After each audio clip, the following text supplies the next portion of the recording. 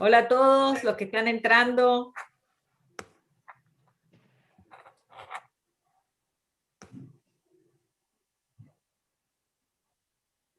Acá estamos esperando un poquito, vamos a esperar a que se conecten más personas y ahí vamos a empezar con este nuevo diálogo.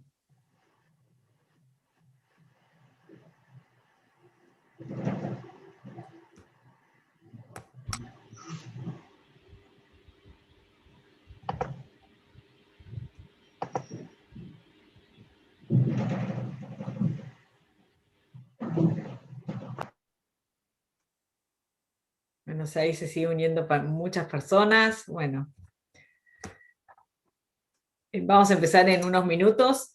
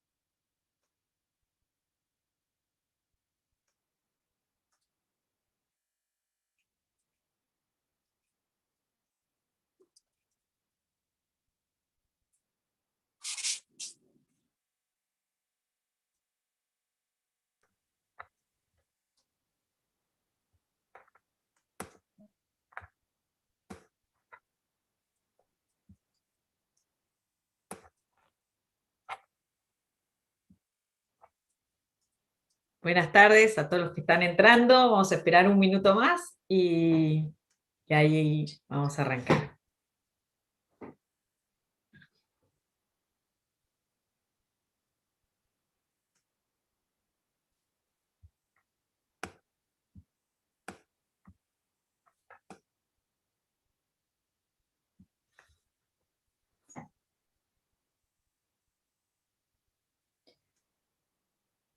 Bueno, por todos los que ya no se nos unieron puntuales, me parece bueno empezar.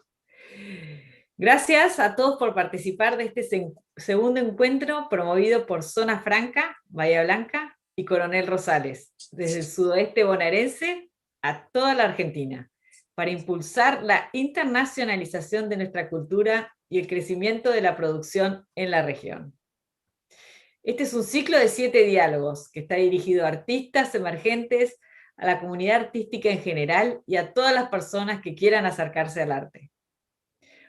Hoy nos está acompañando Franco Gentili, secretario de Cultura, Turismo y Deportes de Montehermoso. Hola Franco, buenas tardes. ¿Cómo está Montehermoso y qué están trabajando actualmente en cultura? ¿Qué tal? Buenas tardes para todos y todas. ¿Cómo están? Antes que nada, bueno, gracias por la invitación a toda la gente de Zona Franca, a los que componen este programa, este ciclo de charlas. La verdad que es muy interesante, así que bueno, agradecido de poder participar.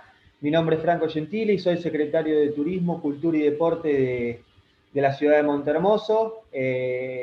Por ahí, para los que no conocen, hacer una breve descripción. Es un municipio ubicado al sudeste de la provincia de Buenos Aires, el principal centro turístico que tiene la región, obviamente que tiene a Bahía Blanca como su principal centro emisor. Es un típico destino de sol y playa, con una marcada estacionalidad, en donde obviamente son muy fuertes los meses de enero, febrero, diciembre, marzo particularmente. Un destino familiar, en donde la gente viene a disfrutar de las playas, de los atractivos naturales, de la laguna, del faro, de una gran cantidad de productos que gracias a Dios podemos tener y podemos disfrutar todos los que, no solo los que vivimos, sino de los que asistimos a Montehermoso. Entonces, bueno, nos parece importante, digamos, darlo a conocer y en cada momento que se pueda invitarlos, obviamente, a todos, a aquellos que tengan la posibilidad y les guste la playa y la naturaleza, de disfrutar de Montehermoso. Obviamente que en el turismo y la cultura es un pilar fundamental a la hora de desarrollar, en este caso, una ciudad turística como es Montehermoso. Nosotros, más allá de nuestros atractivos naturales, que obviamente la playa es nuestro principal producto estrella, tenemos una de las playas más lindas del país, si no la más linda, no quiero pecar por ahí un poco de arrogante, pero bueno, y uno de los atardeceres también más lindos, tenemos la particularidad en donde el sol nace y se pone en el mar, la cultura y el arte obviamente que tienen un papel importante, ¿no? En lo que tiene que ver con el desarrollo del turismo Montehermoso. Por ejemplo, en la ciudad tenemos 3 museos: el Museo Histórico, el Museo de Ciencias Naturales y el Museo Naval, que se encuentra en el Faro Recalada, el faro más alto de Sudamérica, de estructura abierta, que lo tenemos en Montehermoso, y hoy en día estamos acondicionando el museo para sumarlo a lo que tiene que ver con las excursiones de turismo que tenemos y visitas guiadas. Tenemos un centro de convenciones en donde la cultura y el arte están siempre presentes. Yo digo que Montehermoso es un destino receptor de artistas, ¿no? Y de cultura y de arte. En las temporadas de verano nos suele pasar que muchos artistas que están empezando, que quieren dar a conocer su arte, ya sea el tipo que fuere, digamos, a veces y muchas veces eligen Montehermoso, primero porque es una plaza turística de las más importantes que tenemos a nivel nacional hoy en día, y así se pueden dar a conocer todo el arte y toda la demostración de la cultura que tienen para ofrecer, ¿no? Ya sea pintura, lectura musical, digamos, intervenciones.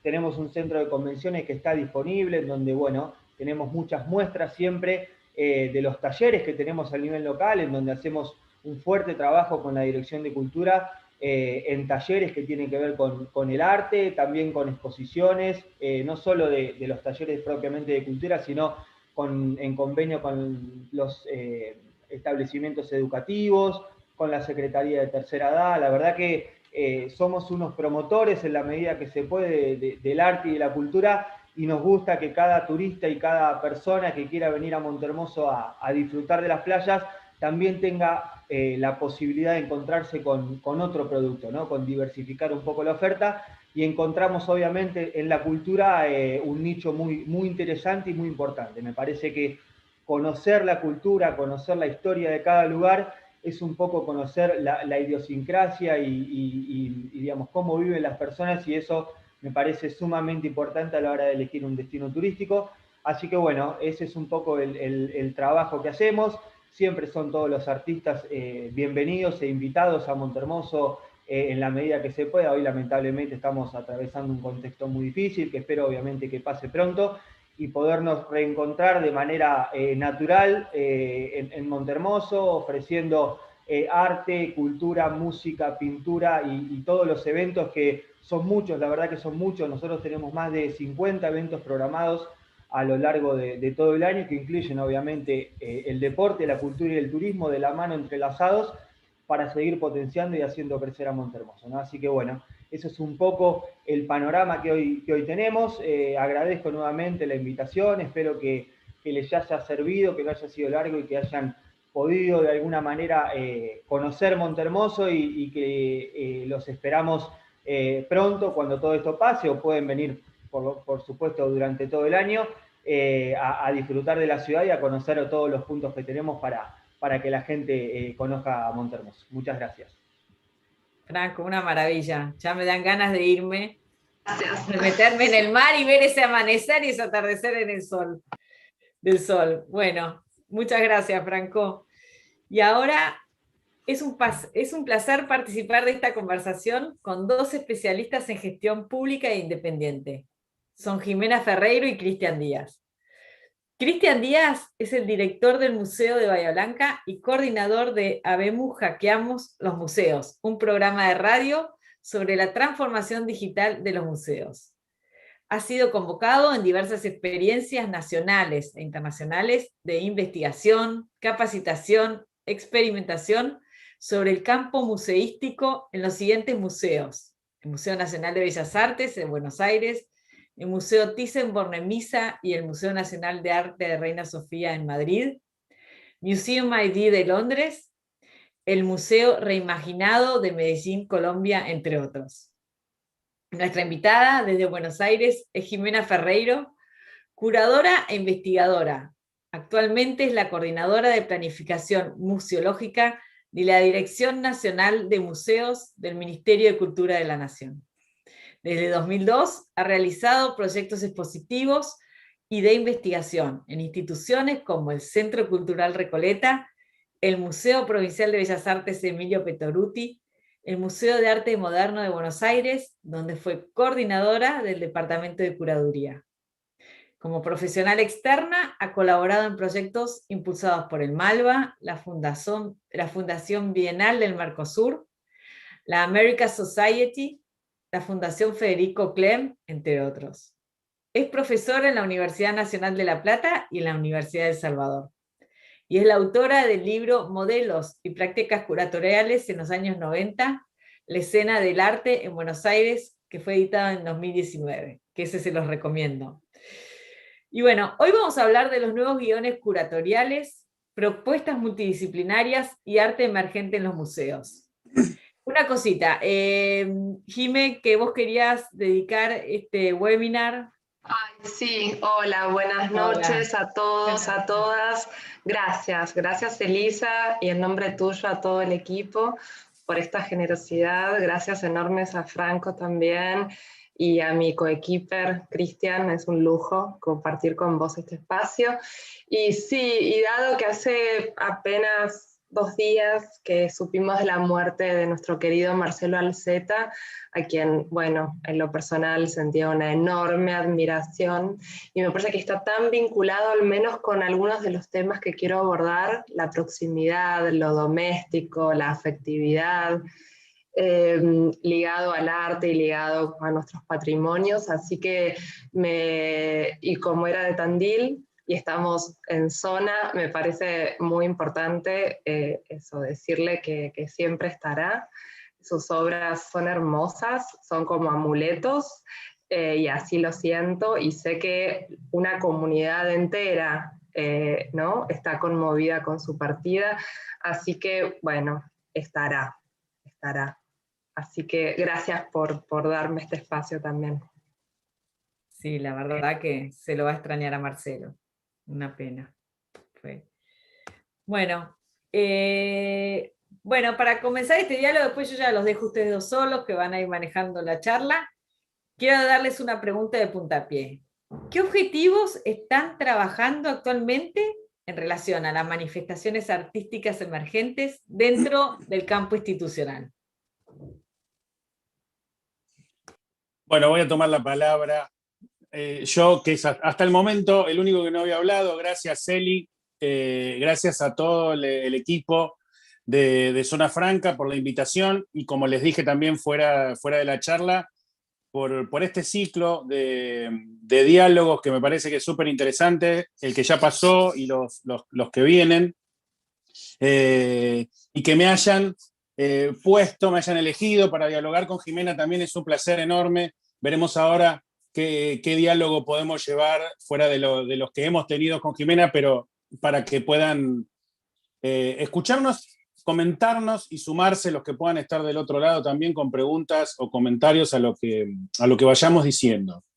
Yo quería arrancar a partir de esta pregunta, este puntapié inicial que daba Eli, hablando de Bahía y hablando de los museos de arte específicamente y del MAC, de la Bienal. De la Bienal que para lo que es Bahía y la región, por como estamos hablando, pero que en realidad la relevancia que tiene a nivel nacional, la Bienal allá en el 96, cuando la iniciara Andrés Duprat, y que luego siempre se fue continuando. E históricamente, si bien no son artistas emergentes los que participan, en muchos casos sí, que después logran, años después, una relevancia a nivel nacional o internacional, como puede haber sido el caso, por nombrar uno, de Villarrojas, de cuando participó de la Bienal y obtuvo uno de los premios. Entonces, ese me parece que es el punto de partida, y en eso estamos trabajando muy constantemente desde 2 museos, y desde el 2013 que se hizo una apuesta muy grande para trabajar en la producción y visibilizar el proceso de trabajo de los artistas. No el solo ver a la obra terminada, que ya nos enviaba el artista para participar de este concurso, que en este caso es una bienal, sino ya empezar primero a financiar ese trabajo del artista con un premio a la producción. Entonces le pedimos a los artistas que nos envíen un proyecto que quieran llevar adelante y aparece ese primer premio a la producción. Por supuesto, después, jurado mediante, aparece el premio a adquisición de la Bienal. Y verdaderamente en los últimos años, hablo de los últimos años porque es el lugar que más me toca, que he ocupado como trabajador del museo, o los últimos años como director de 2 museos, que no lo soy en estos momentos, pero lo fui hasta diciembre del año pasado, momento en que se largó la última Bienal. Apostamos mucho a los artistas emergentes, artistas nobles, artistas estudiantes, a los artistas más jóvenes de la ciudad, y buscando en la región. Sabemos que hay muchísimos artistas en la zona y por supuesto de otros países, de otras ciudades también. Y eso verdaderamente son como nuestros objetivos, que a eso apuntaba la pregunta: ¿cuáles son los objetivos en relación al arte emergente? Y es claramente en esta línea de empezar a visibilizar, de dar espacio, de dar apoyo, de promover a estos artistas jóvenes en sus primeras experiencias, que puedan acercarse sobre todo a través del arte, a través de sus expresiones, a los museos, que puedan venir y exponer en un museo, con todo, para también romper esas barreras que pueden tener los museos hoy de exponer en un museo.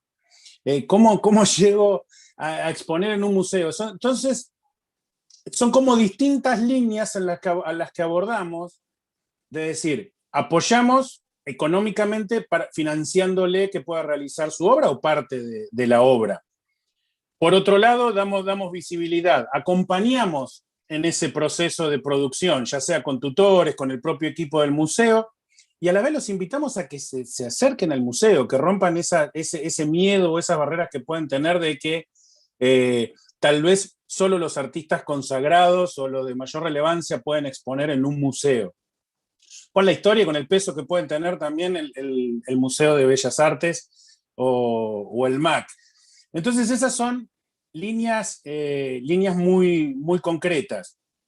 Y acá quiero hacer como una pequeña pausa y pasarle la palabra a Jimena para no acaparar, sobre todo, pero digo, son en torno a estas líneas. Pensaba, bueno, un poco en el libro está incluida la cronología de la creación del Museo de Arte Contemporáneo de Bahía, por supuesto, y mencionada cada una de las ediciones comprendidas entre, bueno, el arco temporal que aborda, bueno, esa publicación que es hasta el 2005, pero pensaba, bueno, el beneficio y el enorme compromiso que implica dirigir un museo que se llama Museo de Arte Contemporáneo. Exacto. ¿No? O sea, primero en su serie, digo, porque los museos de arte moderno tienen la problemática de haber sido pensados como los museos contemporáneos, después haber envejecido su nombre y pasar a ser como un poco el testigo del arte inmediatamente anterior, pero con una misión de actualidad, y ahí a veces se empantanan. Pero ustedes se llaman Museo de Arte Contemporáneo, por lo cual, asociado con el Bellas Artes, que es una tipología de museos típicos de, ¿no?, primera mitad del siglo XX o mediados, y digo, y ahí qué bueno, pero a su vez qué desafiante en términos de digo, la complejidad de la producción contemporánea actual, ¿no? La escala, vos decías qué importante dar cuenta de los procesos, justamente el arte contemporáneo visibiliza, ¿no? Es como que deja en parte los hilos ahí expuestos. Y a veces, bueno, las dificultades de contar siempre con líneas de financiamiento también, ¿no? que eso es tan complejo, al igual que necesitar responder a una comunidad artística emergente, porque bueno, los y las artistas se multiplican, en parte porque el sistema del arte crece, porque el campo se expande, porque las instancias de formación de artistas hacen que bueno, de golpe haya personas que se sumen, ¿no? o que intenten probar por sus vocaciones artísticas cuanto antes, y antes era un espacio vedado, ¿no? Y pienso como incluso la importancia de quebrar cierto determinismo de clase, ¿no? Salirnos del gueto clase media y de los universos como más acomodados, pero también, y ahora sí acercando al consorcio de museos de la Dirección Nacional, que ahora les voy a contar un poco más, es también la deuda que siempre tenemos con la generación intermedia, con artistas, ¿no? Que no han tenido a veces suficiente visibilidad o ponderación, porque bueno, creo que en décadas anteriores la perspectiva era un poco más concentrada y más pequeña, ¿no? Justo la pregunta que seguía, que era en torno a la diversidad, creo que la diversidad es solidaria de lo contemporáneo, pero que hay que ponerla en ejercicio. Y entonces ahí implica, bueno, desarmar tantos paradigmas, ¿no? De despatriarcalizar la mirada, despatriarcalizar los museos, las nociones ligadas a los patrimonios. También yo me animaría a pensar en la pluralidad generacional, ¿viste? Porque sí. los jóvenes, ¿no? Y las jóvenes muchas veces llevan como una ventaja en términos de visibilidad y de, digamos, y de dinámica, y eso, a veces me preocupa bastante la generación intermedia, que es la que logró, ¿no? Como saltar esa barrera de la efervescencia joven, se la sigue bancando, digamos, siguen permaneciendo, y a veces el efecto es de un amesetamiento, ¿no? Que es muy difícil de sostener también pienso desde las instituciones. Y por eso, sí. No, sí. No, digo, para no ser como tampoco tan abstracta, sino contarles, por ejemplo, una herramienta de intervención que diseñamos junto con el equipo al que pertenezco, que es de la Dirección Nacional de Museos, a cargo de Marisa Baldassarre, la Dirección Nacional de Gestión Patrimonial, a cargo de Viviana Unzubiaga, y todo eso contenido en la Secretaría de Patrimonio Cultural, a cargo de Valeria González. Entre varios equipos de trabajo hay uno concretamente que es el de convocatorias, que también lidera Pablo Fase, en donde se largó el año pasado la convocatoria Activar Patrimonio. Esto es, en parte para que el Ministerio pudiera dar respuesta a un sector que sabemos muy perjudicado por la pandemia, que es el sector del arte y principalmente de los y las trabajadoras independientes, ¿no? Pero además, para intentar acercar a nuestros 23 museos que están en la Ciudad de Buenos Aires, centro y norte del país, que son de historia y son de arte, pero principalmente con patrimonios de colecciones de algunas décadas atrás, acercar la producción artística contemporánea, intentar establecer una paridad, diría, epistemológica entre lo que es la investigación artística y la investigación de corte académico, ¿no? Y que ambas aproximaciones pueden entablar diálogos con el patrimonio, justamente para activarlo, ¿sí? Pero además, pensando que, al menos en la Ciudad de Buenos Aires, que permanentemente hay como escasez. Ahora, bueno, contexto de cierre, ¿no? Pero pongamos situación de apertura, hay una gran escasez de espacios de exposición. Y de alguna forma, los museos tienen esos metros, algunos, digo, solo hay que pensarlos en términos de programas, y también tienen roles y trabajos por inventar, en donde ahí también podría haber como una relación solidaria con los y las artistas, ¿no? Que en general, al menos en los museos de corte histórico, han estado prácticamente ausentes, ¿no?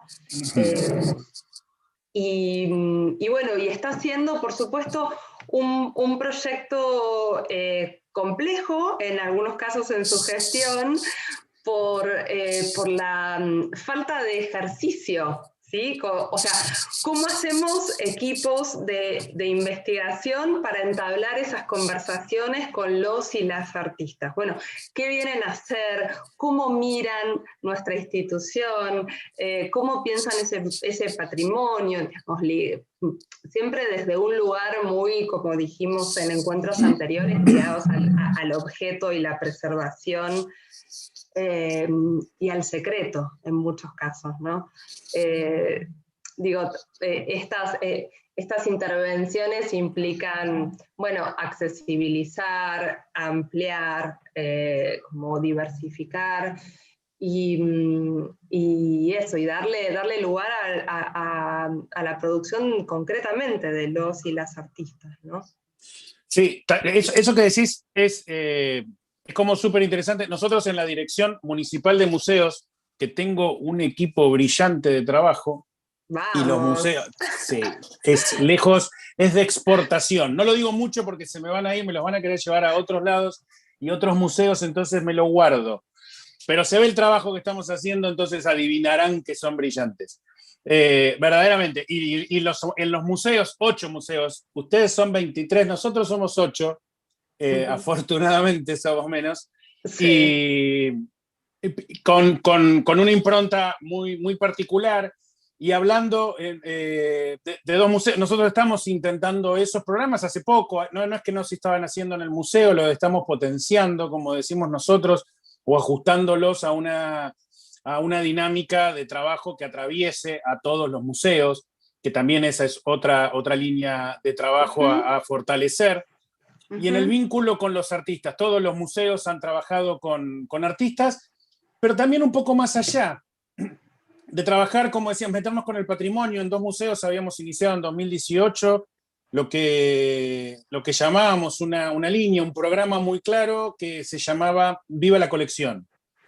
Viva la Colección tenía que ver con meternos con el patrimonio del Museo de Bellas Artes, que también contempla obras de arte contemporáneo, pero eso sería para otro diálogo, hablar de esas complejidades,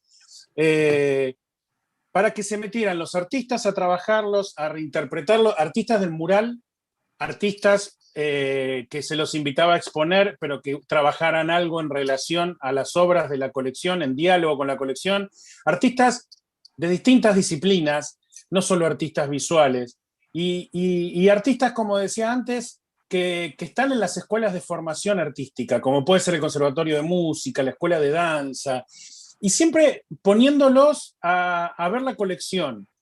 Y a partir de esas obras, que tenemos más cerca de 1000 obras hay en la colección de 2 museos, a ver qué se puede ver. Y también fuimos más allá, trabajando con alumnos de escuela secundaria, pero que también, siempre partiendo desde la colección, bueno, veamos que están trabajando en la escuela, bueno, están trabajando estos determinados temas, metámonos a investigar, a ver la colección, a ver con qué temas, los temas que están trabajando ustedes los tenemos en la colección para abordarlos desde el arte y luego poder invitar artistas que también se vinculen con los chicos. Y la otra, que es como la línea más fuerte y que nos hizo a todos los museos, como si dijera, el próximo encuentro de estos 7 diálogos es Lucía Bianco, una de las que va a estar dialogando, directora del Museo del Puerto, que también hacen esas salidas del museo, no solo meter a todos adentro del museo, sino también la importancia de que los museos recorran de alguna manera la ciudad. Y en esa línea estamos ahora con los museos, en esto de llamarlo colección abierta, de abrir las colecciones de los distintos tipos de museos que tenemos acá en la ciudad, para poder ir a las casas. O sea, no solo necesariamente que vengan al museo, sí, vengan a los museos, pero también podemos ir nosotros. Y no solo con las pantallas, que es donde estamos yendo mucho hace un año, sino también ir de otra manera. Y ustedes, Jimena, yo sé que tienen un proyecto que es Sí. Museo en Casa. Sí, sí, justo, bueno, 100% de acuerdo en lo que decís. Digo, es como una frase que repetimos, pero esto de la necesidad de construir comunidad. Yo digo, Exacto. construir confianza, que además en este contexto tiene que ver con la cultura del cuidado. En el sentido más amplio y más concreto, ¿no? O sea, Sí. cuidar nuestros vínculos, cuidar nuestro lugar de trabajo, cuidar los equipos a los que participamos o que integramos, cuidar nuestras colecciones, cuidar aquellas personas que tenemos la obligación de convocar, de retener, digamos, de sumar. Y sí, y mi caso en museo, que fue un proyecto que la verdad que está en ciernes y que tiene como muchas aristas para desarrollar.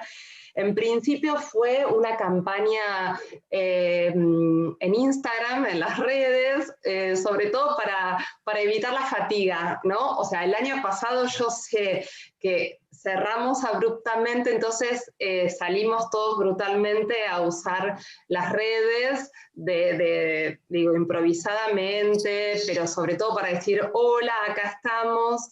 Y en parte, yo creo, bueno, algunas fueron experiencias un poco accidentadas, pero había como un sentido de responsabilidad, incluso civil, ¿no? O sea, Sí. el Estado sigue pagando por el mantenimiento de esos museos, sigue pagando sus equipos de trabajo, entonces ahí había una responsabilidad de eso, de accesibilizar esos contenidos, poder compartirlos, y en el caso puntualmente de mi casa, un museo, que eso fue pensado como una campaña para vacaciones de invierno, en verdad era como intentar llevar un mensaje de consumo ocioso, de consumo cultural como divertido, y en el intertexto, por supuesto que estaba despatriarcalizar, porque el espacio doméstico es fundante de los primeros feminismos, ¿no? Digamos, ahí donde estaban las mujeres mirando la pared y sintiendo que sus vidas no tenían sentido porque su rutina era alienante, bueno, ahí apareció la naturaleza muerta y apareció como el bordado y aparecieron como todos esos géneros menores intentando dotar de sentido esa experiencia que se volvía como, bueno, como la anemia absoluta. Entonces, digo, nuestros museos que fueron casas, porque esa también es la historia de la creación de los museos, y en un momento fuera de los grandes, hay un momento de la historia de la creación de los museos en torno a la Dirección Nacional, que son los museos casas de artistas, que son un poco mis favoritos, porque son los universos en sí mismos, ¿no? O sea, imagínate la Casa Ricardo Rojas, o sea, es el frontispicio, y es Guido, y es la biblioteca, digamos, es un sistema absoluto, es como entrar en su cabeza, entrar como en su dimensión existencial, y además pensaba como, qué maravilla el momento en el que el Estado creía que iba a poder guardar esos legados, ¿no? O sea, aceptarlos. Totalmente. ¿No? Como aceptarlos, poner el presupuesto como acorde. Bueno, tuvieron momentos como más fantasmáticos, ahora la casa está como impecable, por suerte, a nivel edilicio. Y entonces, bueno, mi casa a un museo era la ocasión de poder mostrar el baño, la cocina y demás de estos lugares, algunos visitables, otros no, pero después empezar a meternos en esta trama. A mí me interesa mucho la historia institucional, el por qué tenemos los museos que tenemos, cuál es su historia, ¿no? ¿Cuál fue el fundamento de su creación? ¿No? El porqué de aquel tiempo y cómo esos objetivos se actualizan, el sentido, ¿viste? Y que a veces no siempre lo seguimos encontrando. No, pero no, tal cual, y estoy, no, súper de acuerdo. Ya te dije que es un problema que estemos tan de acuerdo. Vamos a tener Sí, antes, en los próximos 10 minutos vamos a encontrar algo para generar un poco de conflicto, y si no, es muy sencillo. No, sí. pero no puedo estar más de acuerdo y tiene que ver con eso. Y también esa responsabilidad en este contexto de pandemia, de todo lo que decías y de cómo nos movemos y poder hacer una pausa también para reflexionar. Porque digo, la pandemia no solo que está modificando los museos, nos está modificando la vida en general, de cómo nos movemos, de cómo nos juntamos o nos dejamos de juntar a comer un asado, a jugar a la pelota, a recorrer un museo, a ir a la escuela o no ir a la escuela, a todo lo que tiene. Entonces también es esa necesidad de desde dónde nos seguimos vinculando con esas comunidades de cercanas, de interés o la comunidad general. Pero es necesario que el museo como una institución, con esa responsabilidad, como decís, haga esa pauta para reflexionar y decir, eso, ¿por qué? ¿Por qué el museo? ¿Para qué un museo? ¿O por qué un museo hoy? ¿Dónde estamos parados y qué es lo que estamos haciendo? ¿Cómo llegamos y de qué manera llegamos? No digo como el caso del museo, no me voy a acordar ahora, no, porque desde ayer que me estoy queriendo acordar y no puedo, museo en Brasil que pasó a ser un vacunatorio, por ejemplo. Digo, eso es uno de los ejemplos que no digo que tengamos que salir todos a ese rol, pero sí mínimamente esa reflexión y ese vínculo con las distintas comunidades, que tendrá que ver con las comunidades más cercanas al museo, con las comunidades de artistas. Insisto yo con el... Sí. Porque lo veo en los museos nacionales, pasa en los museos de acá, artistas de las distintas disciplinas, el cantante, el músico, el actor, el poeta y el artista visual y los historiadores. ¿Qué está pasando con ellos y cómo nos podemos acercar o qué podemos llegar a hacer para construir juntos algo con alguno de los museos, para estar en vínculo, para ver cuáles son esas necesidades que tienen? Y en cuanto a necesidades, algo que habías dicho antes también, que fue como muy evidente también, estas necesidades al interior de los museos de trabajar con las digitalizaciones y trabajar con la dimensión digital. Porque se vino la pandemia, todos estemos presentes, hagamos algo, no perdamos el contacto, pero también quedó como muy en evidencia que no tenían los museos, no estaban los equipos preparados para eso. Sí. Entonces fue como decir, y dale, y salgamos, sí. y hay que hacer, y en eso también digo, bueno, de la instancia de reflexión para decir hay que hacer lo que sea, como sea, porque hay que hacer nada más o qué, porque hay como trabajos, en general en los museos hay equipos muy formados, muy técnicos, muy profesionales, de esos trabajos que en general no son tan visibles, los trabajos porque el trabajo del restaurador, sí. El de gestión de colecciones no se ve, es súper importante tanto como el del administrativo, pero sí, y los de digitalización y los de ¿dónde están? ¿Cómo contenidos tienen los museos, los decimos siempre? Pero estaba faltando eso que se hizo como en esa catarata de que los museos del mundo estaban compartiendo contenidos. Hubo un momento que todos los museos dijeron, bueno, vamos a ver qué... Sí, como muy abrumador, como muy de fatiga. Claro. Igual debemos contarte que nuestro diagnóstico y el panorama que encontramos era diverso. O sea,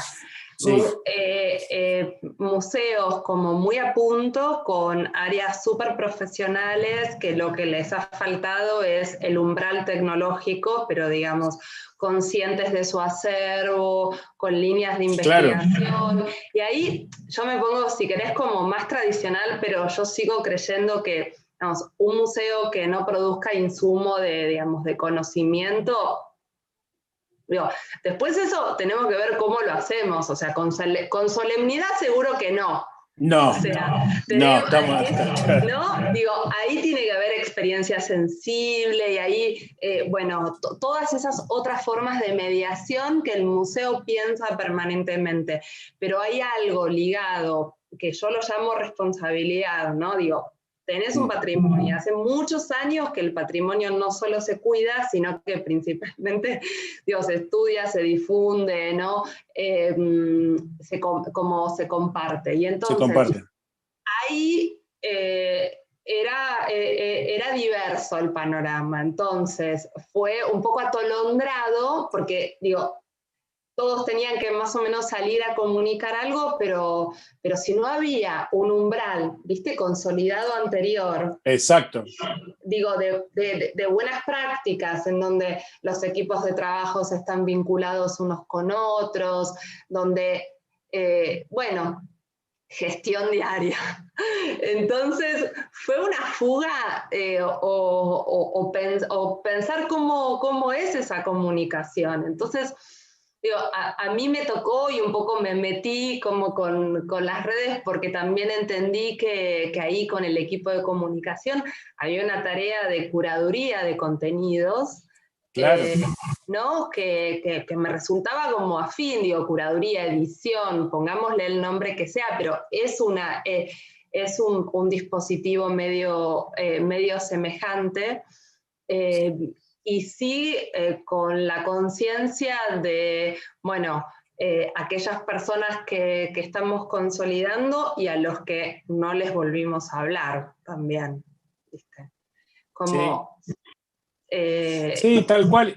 Y pienso en esas instancias que te decía, y sí, con todas las diferencias, por hablar solo de los 23 nacionales o los 8 municipales, todas las diferencias que podemos encontrar, pero tiene que ver justamente con eso, que en el balance hasta el momento, creo que en ese punto es positivo, dentro de todo lo negativo que nos puede traer la pandemia, porque nos hizo, ya está bien, va más de un año, nos hizo pensar y darnos cuenta que había un faltante muy concreto en eso, pero la capacidad de respuesta, por ejemplo, como tuvo el Ferroguay, de seguir vinculado a partir del plantinazo con esa comunidad de trabajo desde los hogares, el Museo del Puerto también lo tuvo, bueno, en 2 museos lo hicimos con escuelas a través de los docentes para llegar a los alumnos y nos vinculábamos con los alumnos.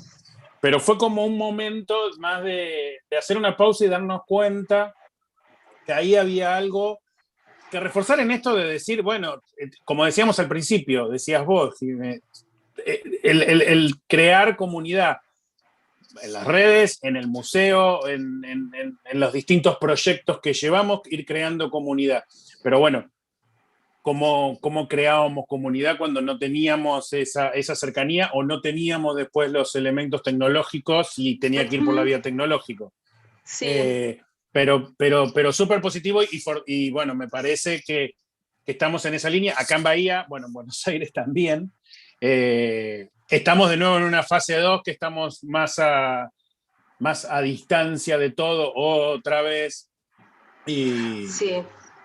Y ver cómo nos podemos potenciar y mantener esos contactos. Esa es la clave en estos momentos. Sí, y después pensaba como también de las cosas buenas, tal vez como esos equipos de trabajo como más ligados a lógicas un poco tradicionales, ¿no? Con que, bueno, como mi función está como muy enfocada en el objeto, muy enfocada en esa materialidad, muy enfocada como en prácticas museológicas como de siempre, y ahora, bueno, entender que también la museología tiene que pensar la comunicación. obvio, ¿no? Claro. Digo, como se produjeron como algunas expansiones de roles, que eso lo creo bastante virtuoso, porque si bien un museo tiene que tener como un funcionamiento de roles y funciones medio como estandarizado, me parece que también estos son momentos como de ir probando cruces, ¿no? Yo Claro.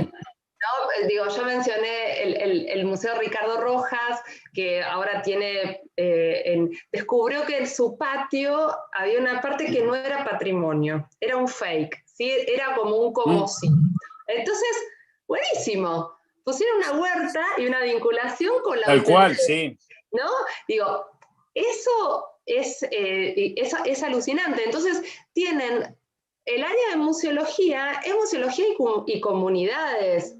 Y ahí, si no tienen que estar montando exposiciones de artes visuales cada 2 meses, porque bueno, su acervo tiene otras características. Y entonces, bueno, en esas prácticas como más porosas son re virtuosas.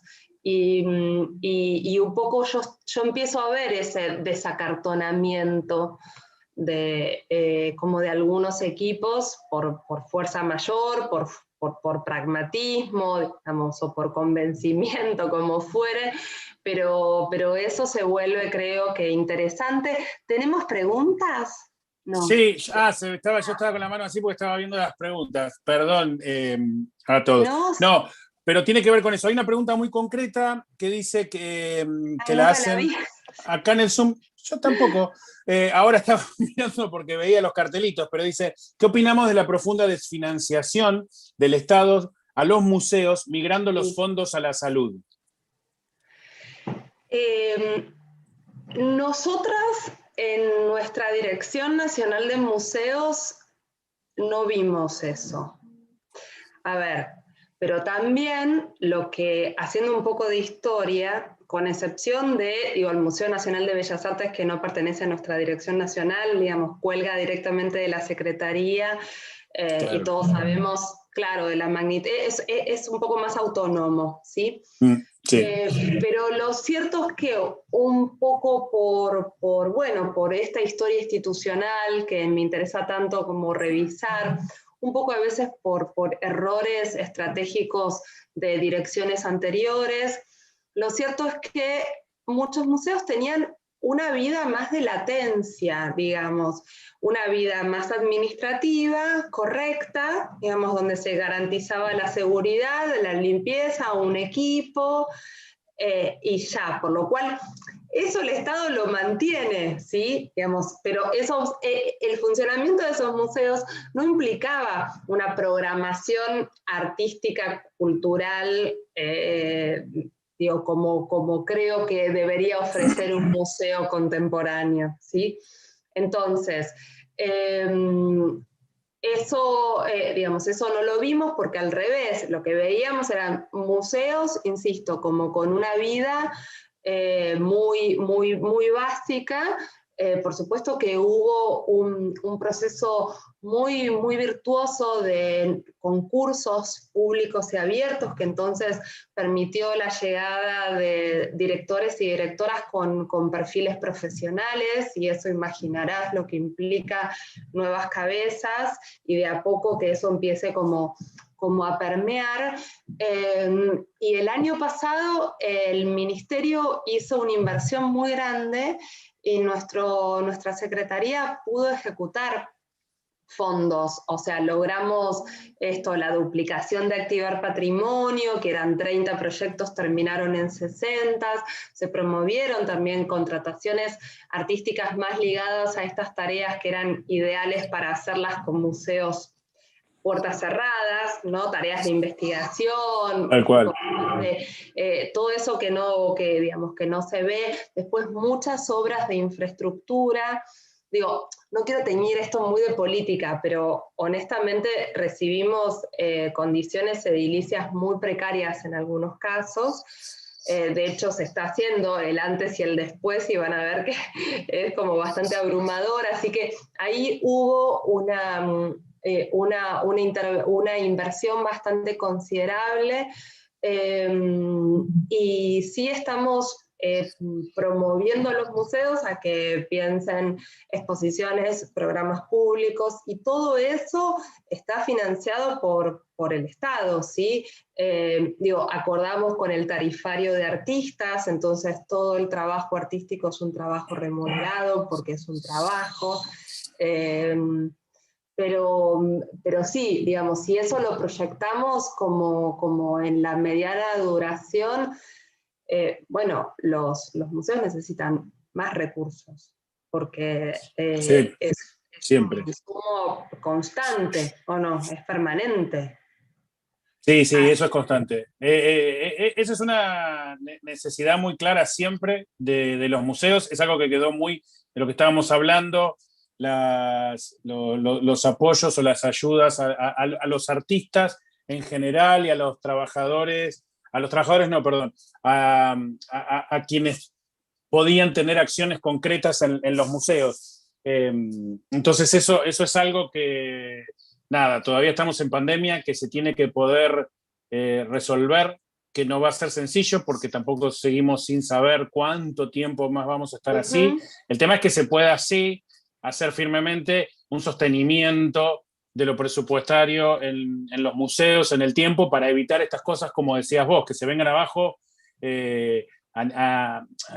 por presupuesto a nivel infraestructura, o que haya programas que se tengan que cancelar y no se puedan luego recuperar. O sea, esas son las cosas a intentar evitar. Sí, y puntualmente con esto de, un museo convertido en un vacunatorio, a nosotras lo que nos pasó por ejemplo, con Activar Patrimonio, dado que el Ministerio lanzó otras líneas como Sostener Cultura y demás, que era directamente funcionar medio como ANSES, ¿no? O sea, apoyos a situaciones de emergencia total. Y ahí en ese caso, como defendimos bastante la especificidad, ¿no? Dijimos que no sean subsidios de 10.000 pesos, que sean subsidios un poco más altos, tal vez concentrados en menos personas, pero... En menos, claro. No somos la Dirección Nacional de Museos, tenemos a cargo museos, y nuestra misión en tanto funcionarias es responder en primera instancia a los museos y su comunidad, y no tan Tal directo cual. a la comunidad artística, porque Exacto. para eso el ministerio tenía como otra área, ¿no? Otras Entonces, vías, otros canales, claro. Claro, eso también es importante en términos, ¿no?, como de gestión pública o de política pública, entender cuál es tu campo, ¿no?, como tu campo de acción. Pues de lo contrario haces medio todo. Tenemos preguntas que están buenas, sí, ¿no? Hay dos preguntas que están muy bien, que una es, voy primero con qué opinamos de la perspectiva de género en los guiones museológicos, por lo menos en los que pertenecen a municipios. Lo pregunta Marina Porteiro, a quien le mando un saludo allá en Entre Ríos, desde el Museo de la Colonia San Justo. Bueno, arranqué diciendo despatriarcalicemos, no, desde ya, pero sí, bueno, claro. Eso es una discusión.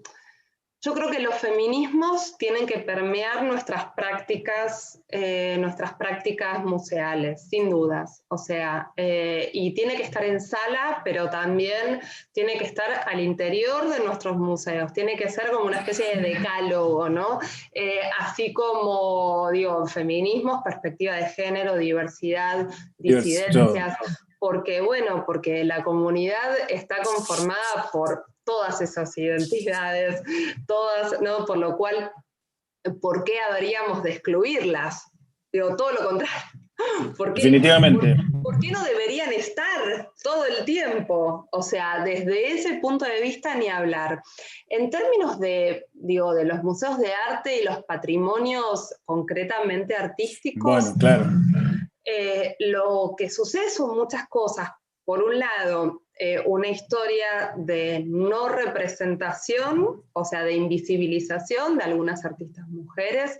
Ahora está el canon accidental de nuestra querida Georgina Glusman, que Sí. justamente repasa esa historia y logra como consolidar esas trayectorias de mujeres, pero después por exclusión de género, por exclusión de clase, también es cierto que hay muchas mujeres que no participaron digamos, en la producción artística, digamos, por lo cual hay una asimetría de base del siglo XIX y hasta mediados del siglo XX que tiene que ver con no solo la invisibilización, sino con una participación mucho menor. Entonces, digo, Claro.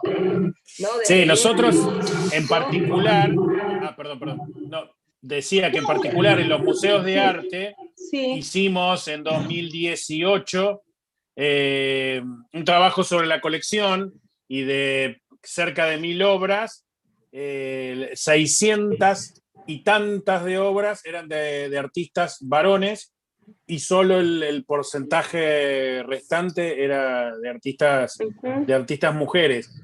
Y se está trabajando y tiene que estar, es un trabajo que tiene que estar presente, como decís vos, que no se va a resolver, pero para eso también volvemos a lo que estábamos hablando antes. Necesitamos generar ese vínculo, ese trabajo con las comunidades y que formen parte y que se apropien de los museos, todos para poder trabajar y discutir, y que los museos también, que es súper relevante, que se transformen también en campo de batalla de todas estas situaciones. Totalmente. Entonces exacto, todo tiene que ver con lo mismo, es apropiémonos de los espacios y ahí pongamos en discusión todos estos temas para que puedan seguir. Voy a pasar a otra pregunta porque si no... O no, decime igual. No, puntualmente, con el caso, por ejemplo, del Museo Casa Irurtia, que es otro de estos museos casa preciosos, ahí se puso en valor, por supuesto, Rogelio Irurtia, escultor moderno descomunal, hizo todo y espectacular, pero también está Lía Correa Morales, que fue su mujer, la gestora de la creación del museo, de la colección, digamos, y entonces... La nueva museología, ¿qué hace? Lo pone Irurtia porque Irurtia es quien es, digamos, consolidado por la historia del arte y con justicia, pero también está Lía Correa Morales, entonces están sus obras y sobre todo toda su tarea como gestora, y eso te lo permite un abordaje feminista. Definitivamente. ¿No? O por ejemplo... ahora la gestión del Palais con Fea Baeza, que totalmente. Bueno, a Fea le interesa un montón, que además es alguien que transicionó en su cargo, ¿sí? O sea, exacto. Es una experiencia re fuerte, y él está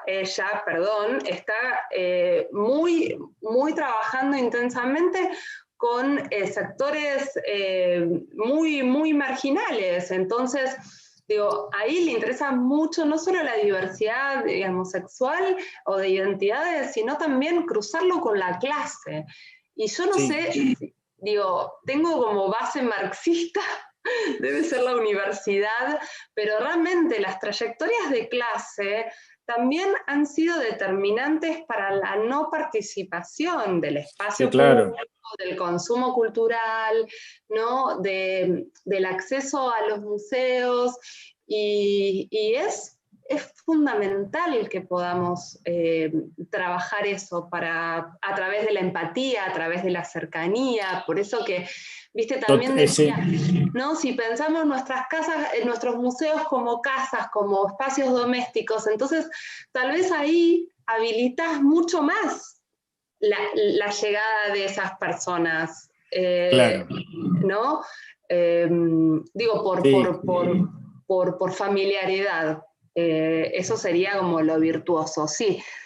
No, esta pregunta bien pertinente de este ciclo, de estos 7 diálogos, que tiene que ver con la zona franca y la región sudoeste, es cómo se les ocurre que podemos desarrollar o acompañar el desarrollo de una identidad regional. porque es cierto que es súper importante generar esa identidad regional, y en todo esto que venimos hablando, y que también será algo que se plantearán ustedes desde la dirección de museos, en general, esta visión que solemos tener todos, aunque no queramos, porteñocentrista de todo lo que pasa en el mundo del arte, en el mundo de los museos, en todos lados. Sí. Entonces, ¿cómo generar esa identidad regional? En principio yo puedo decir con esto, hay como un campo, hay que tratar de tener en mente siempre esa visión porteñocentrista y tratar de generar una identidad, no estar pensando siempre en poder llegar o tener esa visibilidad en Buenos Aires, sino crear, que hay muchísimos artistas acá en esta zona. Bueno, hay un colectivo Junta que justamente junta a muchos artistas de la región y están con una proyección muy, muy potente y muy fuerte. Y estas vías, como hablábamos de políticas públicas y de museos, entendiendo el rol de uno, como hablaba antes, desde la Bienal, de favorecer estos y promover que estos artistas sean los que puedan producir su obra a partir de estos premios, hacer clínicas, hacer encuentros, porque algo que no contaba de la Bienal, pero que viene a cuento ahora, es la parte de también, además, en los últimos años empezamos a establecer vínculos entre las instituciones, entre los museos de arte. No solo los artistas, que los artistas todos vienen una semana y hacen un montaje abierto para vincularse entre sí mientras están montando las obras en el museo, entre sí, con el equipo del museo y con los visitantes, porque es un montaje abierto.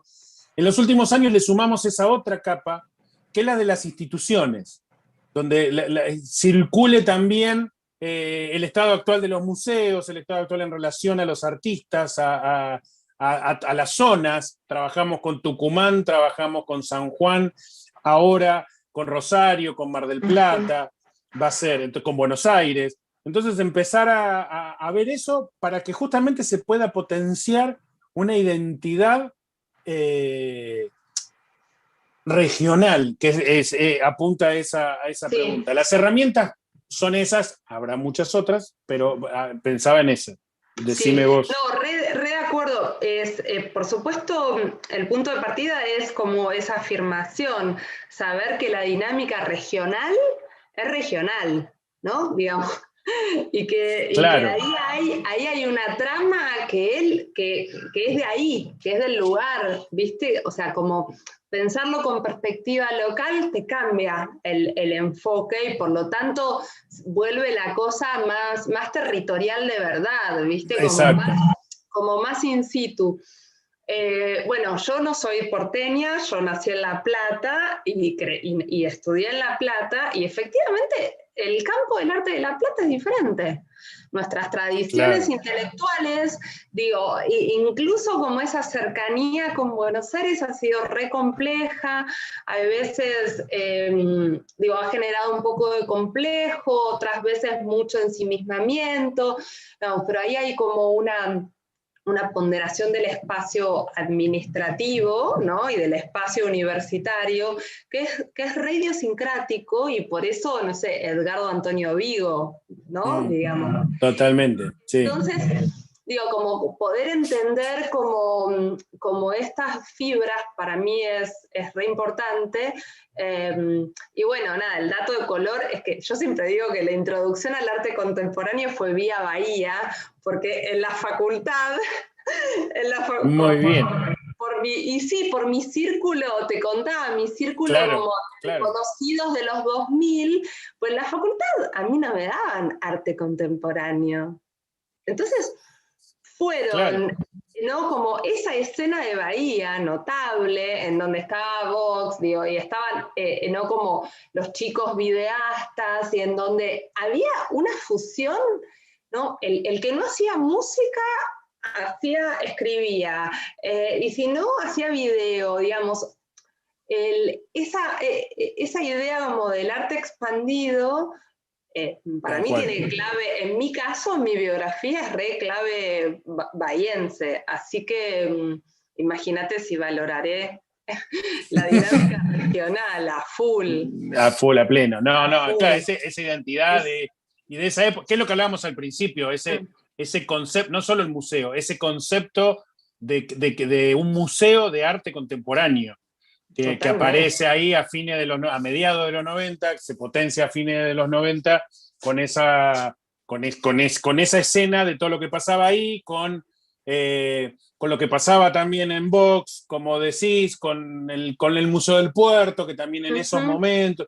Entonces, es esa escena y cómo esa regionalización y esa identidad también cultural desde cada uno de los museos. Yo te lo cuento primero desde acá, esa identidad que la tiene, por supuesto, el Ferroguay con el trabajo ferroviario, ferroportuario, en estrecho vínculo con el Museo del Puerto, acá en Bahía Blanca, los museos de arte, como lo estabas diciendo recién, el Museo del Deporte en Bahía Blanca, que es capital nacional del básquetbol y todo lo que tiene. Entonces, esa identidad está muy clara en los museos. Y el tema por ahí es eso de ir haciendo esos hilos que los vincule aún más a todos esos museos y crear esa identidad que yo creo que está bastante definida. Y los museos nacionales, ¿qué me decís?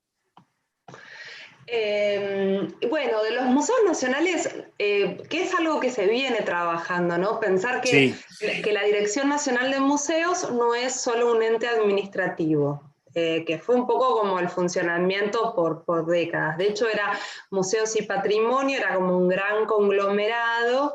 En el 2016, con la llegada de Américo Castilla, bueno, se crea la Dirección solo de Museos, entonces ahí están los 23 museos, bueno, se lanzan los concursos y ahora como con un poco más de ruedo y con gestiones que ya llevan en algunos casos 3 años, claro. ¿viste?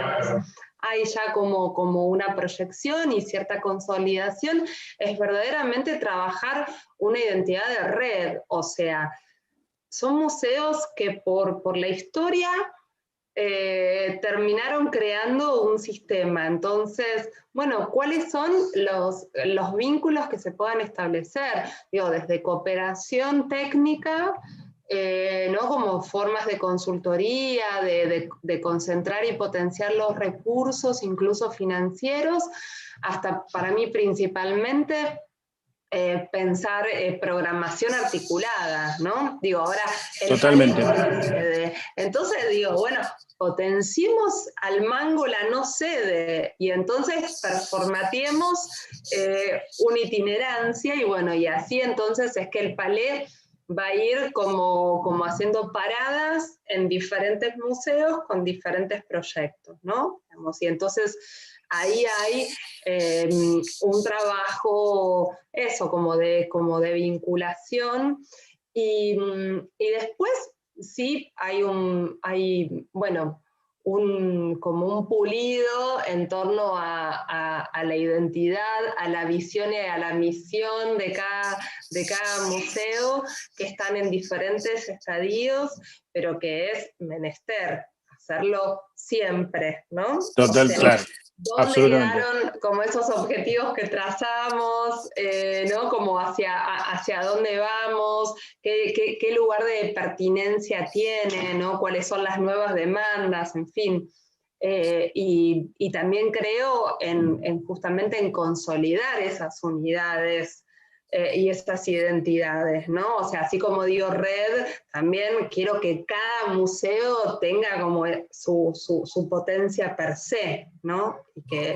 Porque creo que solo desde esa prepotencia, como la tuvo el MAC, cuando dijo, yo absolutamente. O sea, hay que ser prepotente también, ¿viste? Hay momentos en donde hay que salir pateando, ¿no? Tal cual. Tenemos, lo último que refuerzo es eso, ¿sí? Como una red de contención, red de que si estamos, pasa por ahí. Creo que Eli ha ingresado para decirnos... Sí. No, la verdad que es maravilloso esto de formar red y además formar identidad propia. Yo creo que es la frase que me queda. Bueno, fue maravillosa la charla, chicos, muchísimas gracias, pero la verdad que la gente está muy interesada y muy interesante. La verdad que me encantó a los dos. Y nos quedamos con la red y la identidad en los museos, y cada museo que vayas encontrando su contención y su identidad propia. Bueno, Sí. les quiero, bueno, si quieren cerrar en algo, decir algo más o... No, gracias, un placer. No, la verdad Tal cual. que es emocionante unirnos y de distintas partes y ver las preguntas que venían de distintas partes del país, y no, me encantó.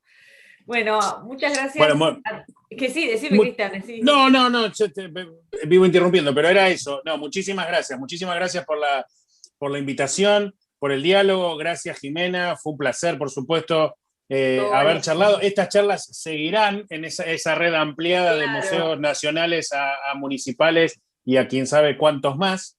Y gracias a todos los que han dejado montones de preguntas y comentarios, así que mil gracias, y los esperamos cuando se pueda por los museos. Por ahora pueden entrar en las webs, en las redes sociales de cada uno de los... Son un montón, son 23 nacionales más los 8 municipales. Tienen mucho para recorrer, a ver si los conocen a todos. Díganlos, hagan el ejercicio. A ver si los conocen. Muchas gracias. Chao a todos y a todas. Gracias, buenas noches, cuídense. Bye, bye. Y los esperamos el próximo miércoles a las 19 horas para el tercer diálogo que tenemos, en el que participarán Lucía Bianco, que es la directora del Museo del Puerto de Ingeniero White, con Ezequiel Grimson, que es especialista en gestión pública de la cultura. Bueno, también quiero agradecer el apoyo de la provincia de Buenos Aires, de los museos de Bahía Blanca, de la Dirección Nacional de Museos y de UAOLU. Bueno, nos vemos todos el miércoles que viene, y muchas gracias, Cristian.